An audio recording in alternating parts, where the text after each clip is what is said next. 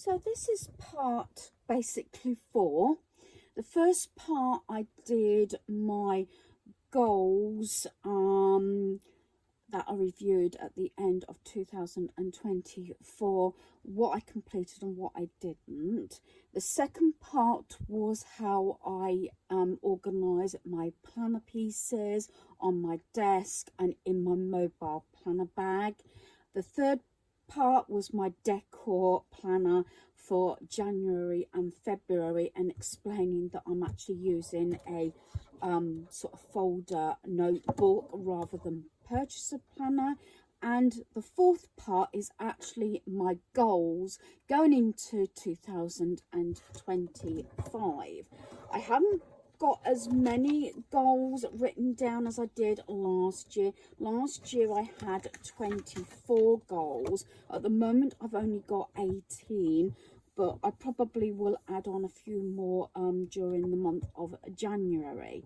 So I label this up as thoughts on goals. And first of all, I actually transferred into my new planner the goals that I felt or did not complete last year. So I've written at the top so I know that last year completed 16.5 goals out of 24, which I was really pleased about. Realistically, has it got towards the sort of October time and everything of last year, I was actually concerned that I wasn't going to get as many goals done, but at the last minute, the last few months, I managed to plough on and get especially the decorating done, new carpets and things like that. So the first few obviously are a little bit repetitive because they are transferred from my previous planner. So number 1, seasonal decor in loft. I did it half done last year.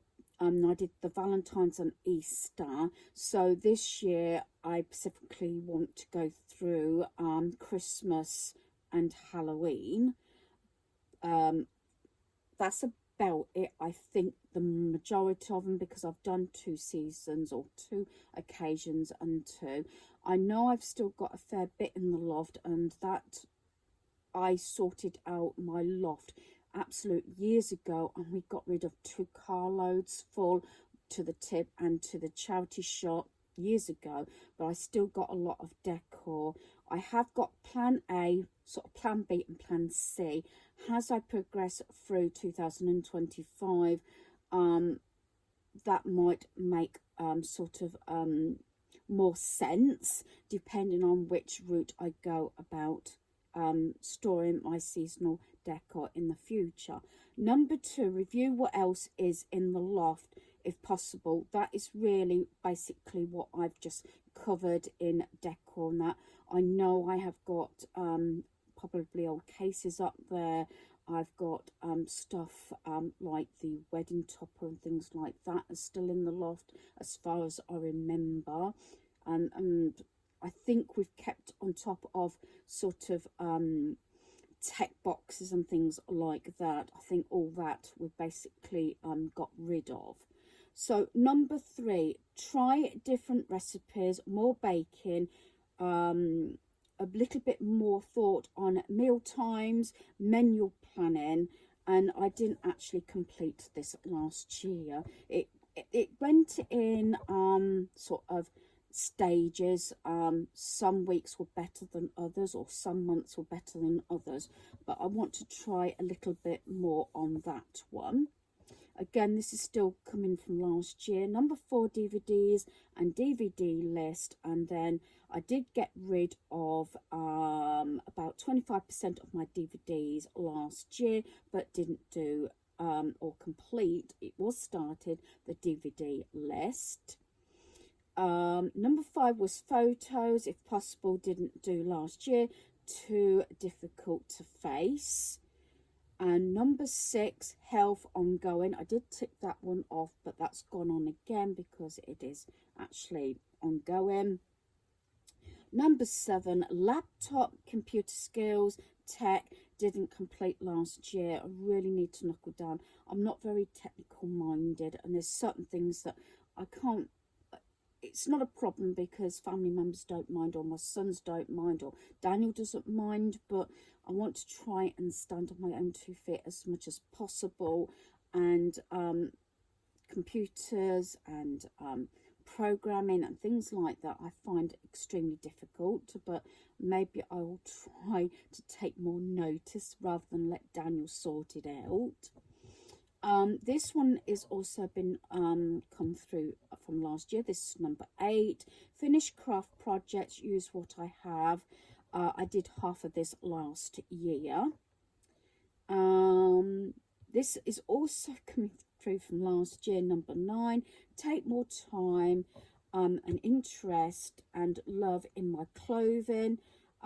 This was up and down last year, and I didn't complete it. Again, it depends how you're feeling, what season it is even, and things like that, and whether I was away. This is another one that was brought forward from last year. This is why I'm sort of quickening this part up, due to the fact you don't want to hear me rabbiting on something that I've already covered sort of 3 videos ago. Write a story for my granddaughter. Didn't complete this, but I've put here maybe include her in the storyline, and maybe drawn pictures and everything, so it will be something, because she's 7 now. I thought this might be a good idea that we could do this together over a few visits and things, and write down some notes, storyline. She may even want to draw some pictures to include in the story and things like that. This one is sort of broken down, I think, yeah, from number 11 onwards, 11 to 18, it's basically newer ones added to my list. One I put, I don't think fears is quite the right term, has things that make me nervous or anxious and things like that. As you know, I started driving a little bit more sort of last year, but then after going to Scotland and coming back, it sort of phased out a bit, and yeah, I've not gone back to square one, but I'd rather not drive, but I know I've got to get behind the wheel, and occasionally I do. But the thing is, we do, both me and my son rent garages from the council, and there's not a lot of room, and as you're coming onto a car park, I'm really afraid of actually bringing the car out and driving it into the garage. Maybe not so nervous of driving in, although obviously it's not very wide, but definitely reversing it back out, because in case cars come whizzing around the corner into the car park, and I'm frightened of actually reversing when a car's coming round. I know going slow, and I've done it slow, but the couple of times I've actually done it, which is not very often, is I've had my son there making sure that, you know, there's nothing coming around the corner, if that makes sense. So that's basically number 11, driving, especially taking the car in and out of the garage. Number 12, fall in love with my kitchen again. If not replace, which I think is very unlikely this year, revamp. I've got one wall left to paint, which is the window one, and I might paint maybe what used to be my spice rack that's got my kitchen roll on, and I have a few spices and a couple of little bits of decor, and my salt and pepper sets. I might paint it white, I might do, and the shelving that's also cream, might paint that white, and then do the grouting, I think, on the tiling and things like that. There's a few little bits that I can do, and a little bit of touching up of paint, basically. So I'm going to try and see how that goes, because I want to save my funds to go on to the garden, which I'm not sure, it's probably listed actually on that. Right, number 13, declutter, reduce amount in my decor cupboard. Now I've been doing this all last year and I want to thin it down even more. Number 14, review, declutter and organise around home. I completed most of it last year, but wish to continue through this year. Spaces may change, and that goes back to the loft business and things like that, depending on which route I go. And again, that might come a bit more obvious over maybe the next few months or through this year.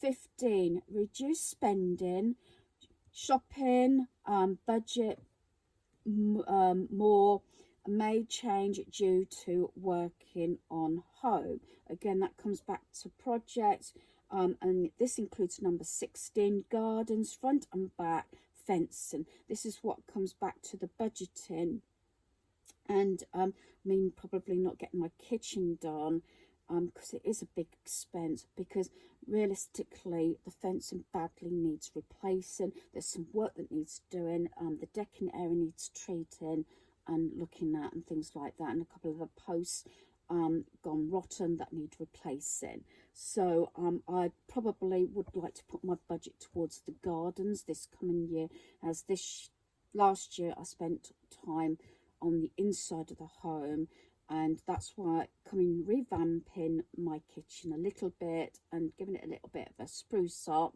you know, on a budget, so that I can spend the money on the gardens if possible. It's surprising, I know.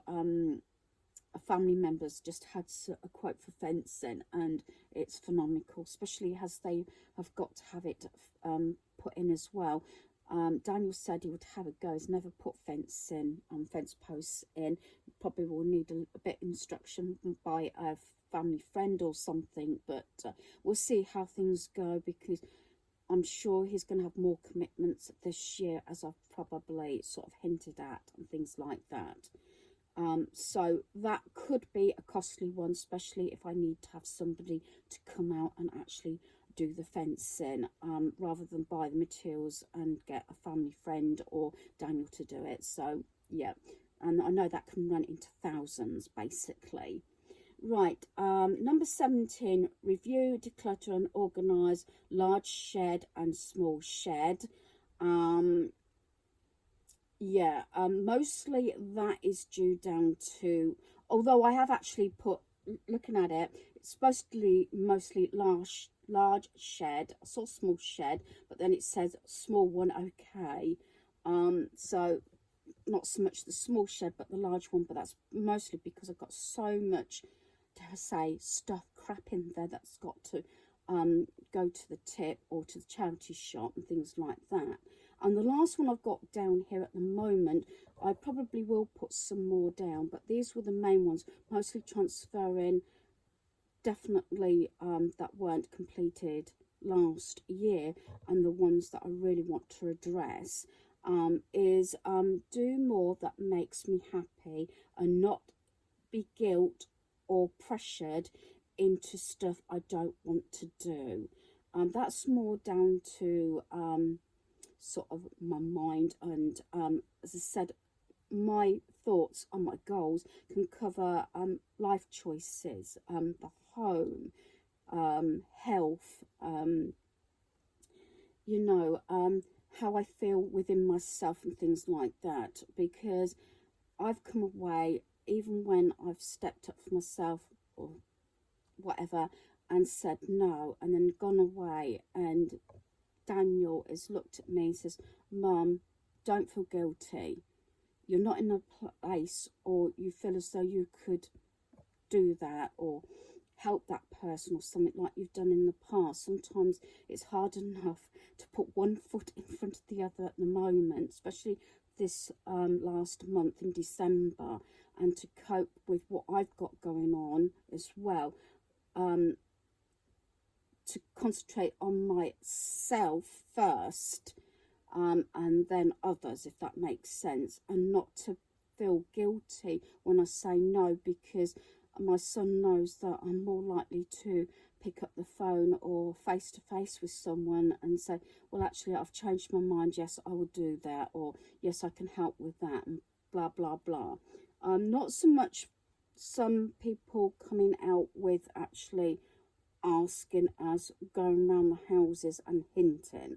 And I've just basically said, no, I'm not in a position to help out, and things like that. I need to be in a good space myself, to be able to obviously assist or help anybody else out.